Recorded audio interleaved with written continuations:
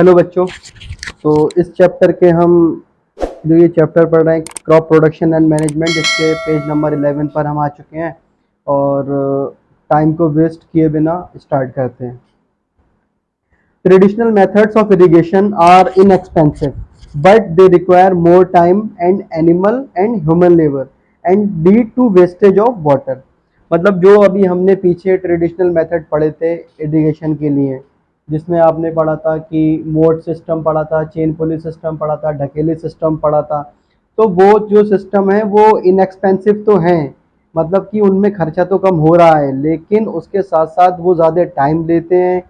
उनको करने के लिए या फिर उन मेथड्स पर काम करने के लिए हमें आदमी या एनिमल की ज़रूरत पड़ती है और वो उससे पानी की जो है वो वेस्टेज भी होती है। तो इसकी वजह से अब हम थोड़ा सा मॉडर्न मेथड्स की तरफ मूव कर गए।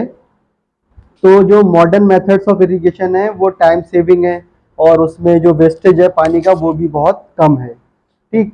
और लेबर भी जो है वो लेबर की रिक्वायरमेंट भी उसके अंदर बहुत कम है। आप कुल मिला के ये समझ लीजिए कि टेक्नोलॉजी के आने से जो है वो काम हमारा आसान हो गया, इरिगेशन को करना आसान हो गया। तो मॉडर्न मेथड्स में जो है वो दो तरीके के बेसिकली मेथड्स हैं।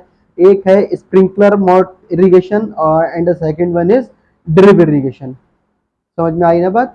तो ये डायग्राम आप देखते होंगे, इस डायग्राम के अंदर स्प्रिंकलर इरिगेशन, ये दो वर्ड्स हैं। एक है इरिगेशन, इरिगेशन आप समझते हैं कि पानी को देना खेतों के अंदर, और स्प्रिंकलर का मतलब है वो मेथड जिससे हम पानी को खेतों के अंदर देंगे।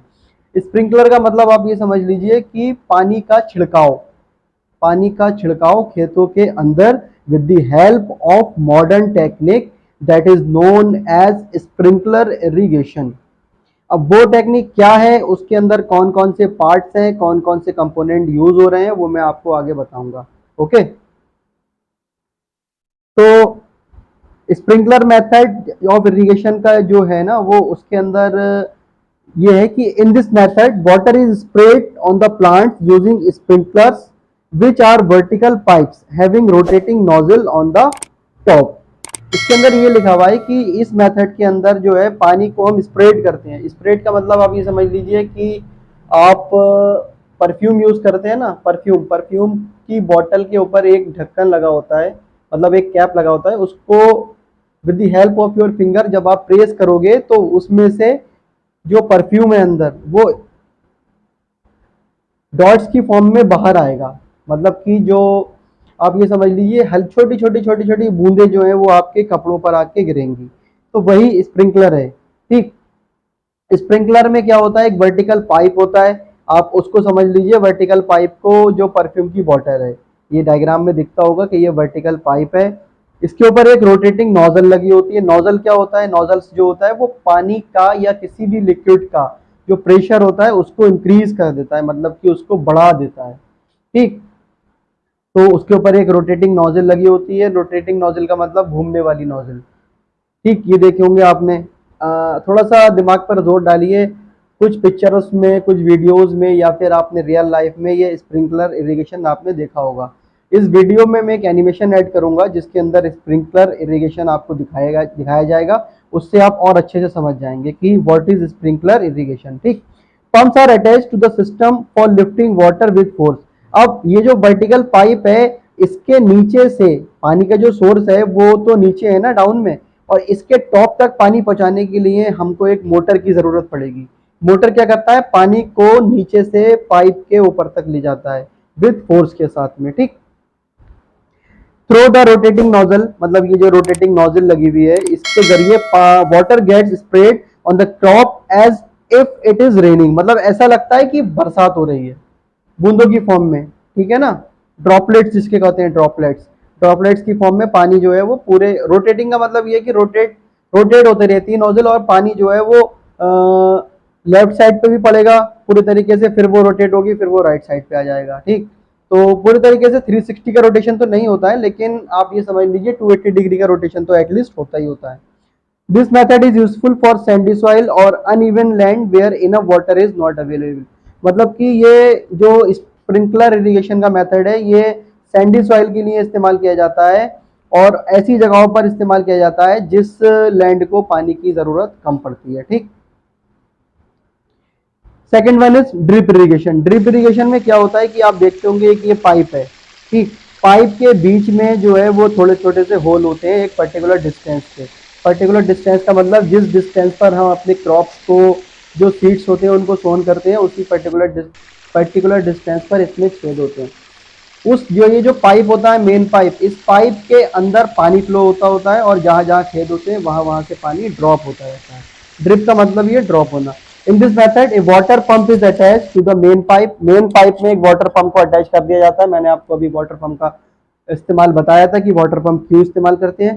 Several small tubes are also attach to the main pipe. जो मेन पाइप से पानी सोर्स, जो वाटर का सोर्स है उससे मेन पाइप कनेक्ट है और मेन पाइप से बहुत सारे पाइप कनेक्ट हैं जो कि हमारे खेतों के अंदर जा रहे हैं with nozzles right above the crops roots. मतलब कि जो क्रॉप्स के रूट होते हैं उसके जस्ट ऊपर ये नोजल्स की फॉर्म में लगा होता है।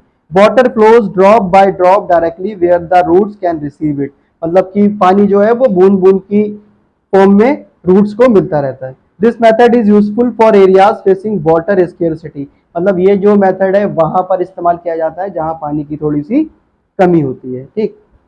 तो ये जो हमने टॉपिक पढ़ा अभी स्प्रिंकलर इरिगेशन और ड्रिप इरिगेशन, इससे पहले हमने ट्रेडिशनल मेथड्स पढ़े थे इरिगेशन के, तो इसी के बेस्ड पर कुछ क्वेश्चंस हैं। चलिए उन क्वेश्चंस को देख लेते हैं और मैं आपसे उम्मीद करता हूं कि आप इन क्वेश्चंस के आंसर करने की कोशिश करेंगे।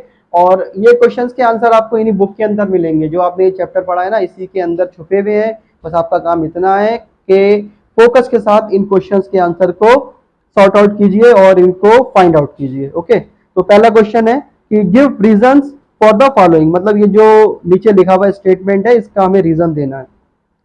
अच्छा, मैंने देखा है कि बच्चों को जो क्वेश्चंस पढ़ते हुए थोड़ी सी प्रॉब्लम होती है, तो मैं थोड़ा सा आपको एक आइडिया देता हूं और आप इसी आइडिया को फॉलो करते हुए क्वेश्चंस को पढ़ने की कोशिश कीजिएगा।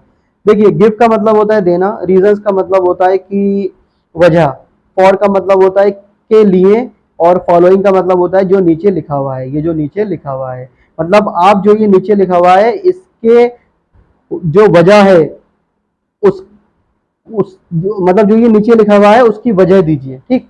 Farmers supply water to crops at regular intervals. मतलब जो फार्मर्स होते हैं क्रॉप्स को वाटर सप्लाई करते हैं एक रेगुलर इंटरवल में, इसकी क्या वजह है आपको इसका रीजन देना है, ठीक है। Basin irrigation is best suited for rice cultivation. मतलब जो बेसिन इरिगेशन है वो बेस्ट सुटेड है, बहुत अच्छा है किसके लिए, राइस के कल्टीवेशन के लिए। अगला क्वेश्चन है describe the advantages of using modern methods of irrigation over traditional methods.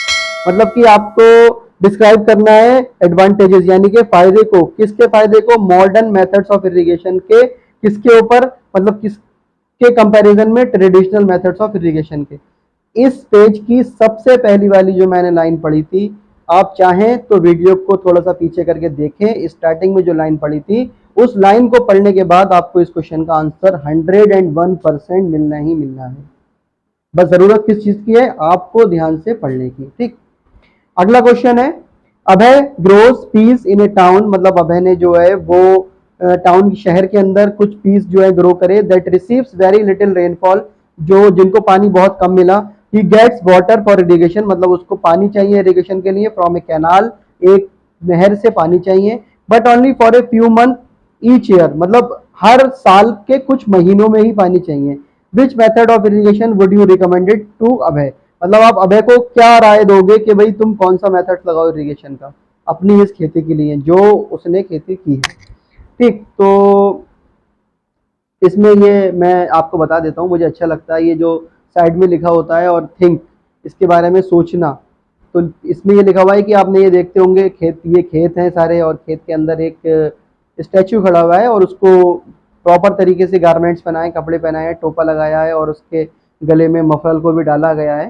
तो have you seen this structure on the agriculture farm. मतलब आपने कहीं पर ये स्ट्रक्चर को देखा है। सोचिए, कहीं रास्ते में जाते हुए, कहीं कहीं आप घूमने गए तो आपने देखा हो, ट्रेन में से कहीं देखा हो, थोड़ा सा सोचिए। हाँ, do you know what it is called. आप क्या जानते हैं इसको क्या कहते हैं। What do you think it is used for. ये किस लिए इस्तेमाल किया जाता है।